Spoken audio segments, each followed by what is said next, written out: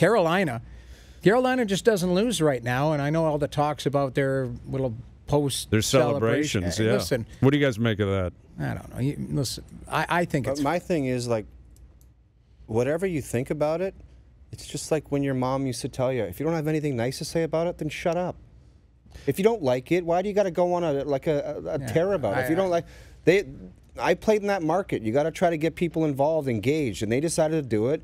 And if you don't like it, it's after the game. It has nothing to do with the game. I like it. I personally like it. I think it's creative. I think it's fun. I don't think it's disrespectful to the. You're not doing it right in front of the team. The competition element of the game is over. It's between them and their fans. So if you're not a part of them or their fans, if you don't like it, just keep your comments to yourself. Well, but that's not the business we're in. I mean, that's not the way it works. I personally, I find it intriguing. It's unique. It's their thing.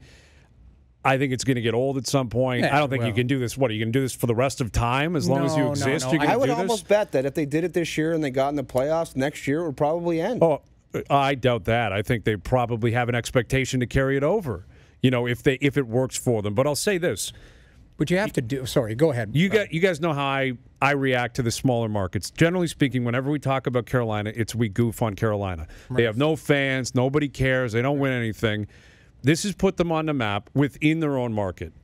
I think it's probably becoming a galvanizing cry for them. Hey, everyone else is goofing on us or taking runs at us. Now saying we're a bunch of jerks, blah, blah, which blah. I think is a great idea. And if their fans actually are getting involved here and it's helping them win some games, do whatever you think is the right thing to do. Yeah, you don't have to worry about it. If you get a couple people in the Raleigh-Durham area that say, this is interesting. Yeah, well, maybe I want to go be a part of that and see what the hell they're going to do after they win a game. That's a great idea from that standpoint. It makes them the underdog.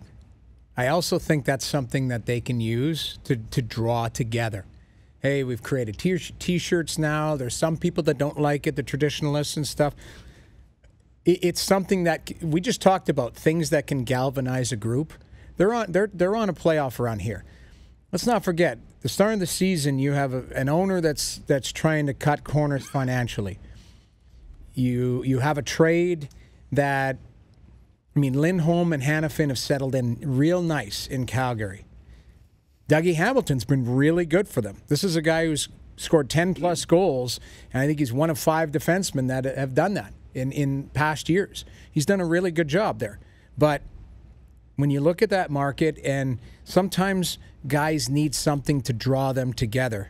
They can be perceived as the enemy to some people.